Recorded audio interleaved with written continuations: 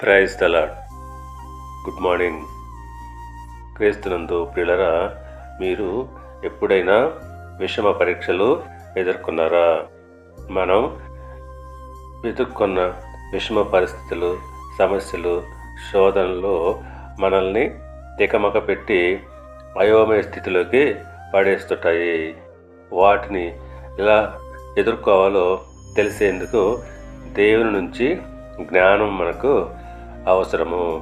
అందును బట్టి దేవుని వాక్యము ఏమి చెప్పుచున్నదంటే, యాకోబు పత్రిక 1వ అధ్యాయము 5వ వచనము, మీలో ఎవనికైనను జ్ఞానము కొదువుగా ఉన్న ఎడల అతడు దేవుణ్ణి అడగవలను, అప్పుడది అతనికి అనుగ్రహింపబడను.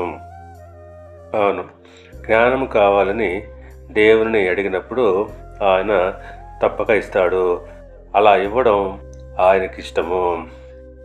రాజులు 3వ అధ్యాయము 9వ వచనం ప్రకారంగా, కాబట్టి నేను మంచి చెడ్డలు వివేచించి నీ జనులకు న్యాయము తీర్చినట్లు నీ దాసుడనైన నాకు వివేకము గల హృదయము దయచేయము. అవును, సొలొమోను లోక సంబంధమైన ఏమీ కూడా అడగక జ్ఞానము అడిగినందున అతనికి జ్ఞానంతో పాటు ఐశ్వర్యాన్ని కూడా ఇచ్చాడు.